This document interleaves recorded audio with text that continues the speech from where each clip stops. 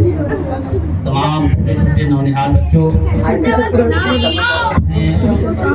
आज यौम आज़ादी का जश्न मुबारक हो। आज हम तमामी लोग जश्न आज़ादी के मौके से जमा हुए हैं। आप लोग अभी अय्याम तालीम के दौर से गुजर रहे हैं, लेकिन तालीम है क्या? इंसान की जिंदगी में कुछ पाने के लिए, बुलंदी हासिल करने के लिए, गुरूर हासिल करने के लिए हमें तालीम यानी शिक्षा जरूरी है। जब तक हमारे अंदर तालीम नहीं होगी, शिक्षा नहीं होगी, हम कभी भी सरबलंद या सरखुद नहीं हो सकते। लेकिन तालीम हासिल करने के लिए तालीम और सफलता के लिए हमें तीन महत्वपूर्ण काम है, तीन बहुत ही जरूरी काम है जिसे हमें करना होगा। सबसे पहले किसी काम को करने से पहले हमें दिल में यकीन करना होगा, इस काम को करने के बाद हमें कामयाबी मिलेगी। दूसरी बात यह है कि हमें हौसला यानी हिम्मत कभी हारनी नहीं चाहिए, इसलिए हिम्मत हारने वाला कभी कामयाब नहीं हुआ करता। इसलिए सबसे पहली चीज है यकीन, दूसरी चीज है हौसला हिम्मत, और तीसरी चीज है जद्दोजहद करना, कोशिश करना। कोशिश में लगे रहने के बाद जो शख्स कोशिश में लगा रहता है, यकीनन एक न एक दिन कामयाबी उसका कदम चूमती है।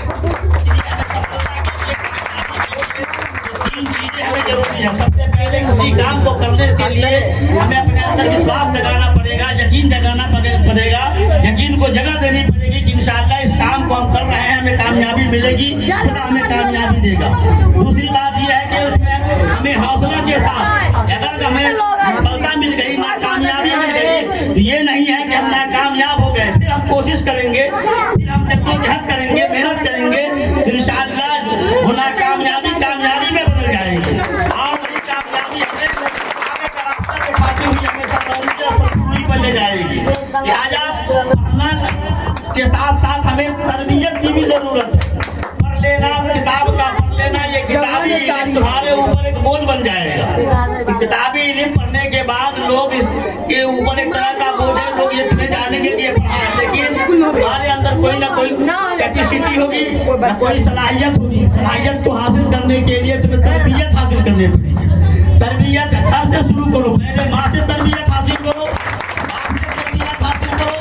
अगर तालीम हासिल करने जाते हो जहाँ, वो गुरु हमारे जैसे भी हो, अगर तुमने उसे गुरु मान लिया है, गुरु एक्सेप्ट किया है, तो गुरु का सबसे पहला आदर करो, आदर करना सीखो। अगर तुमने माँ का आदर करना सीख लिया है, बाप का आदर करना सीख लिया है, उस्ताद का आदर करना सीख लिया है, तो जानो अपने समाज में अपने से बड़ों का आदर करना तुम्हें उस्ताद ही सिखाएगा, तो माँ ही सिखाएगी, वो बाप ही सिखाएगा, तुम्हें गार्जियन ही सिखाएगा कि चचा के साथ तुम्हें कैसे रहना है और भाई के साथ तुझे कैसे रहना है, समाज के बड़े बुजुर्गों के साथ तुम्हें कैसे जिंदगी बसर करनी है, कैसे उसके साथ वातावरण के साथ पेश आना है, कैसे उसमें बातचीत करनी है, कैसे तहजीब के दायरे में रहना है, ये घर से तुझे तालीम मिलती है। इसलिए कहा गया है कि बच्चों की पहली दरगाह माँ की गोद हुआ करती है। अगर माँ तुम्हें रहोगे, बाप की तरबियत में रहोगे, उस्ताद के हुक्म की तामील करोगे, फरमाबरदारी करोगे, यही तीनों चीजें, तीनों की दुआएं तुम्हें उरूज पर पहुंचा देगी, तुम्हें बुलंदी पर पहुंचा देगी।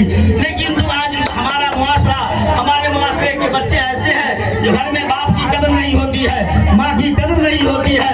शिक्षा हासिल करने के लिए गए, जब तक गुरु के चरण में है, जब तक इल्म हासिल कर रहे हैं, शिक्षा ले रहे हैं, उस वक्त गुरु को गुरु मानते हैं। और जब शिक्षा से जब बड़ी हो जाते हैं, तो कभी प्रणाम पाती या सलाम करने से भी गुरेज करा करते हैं।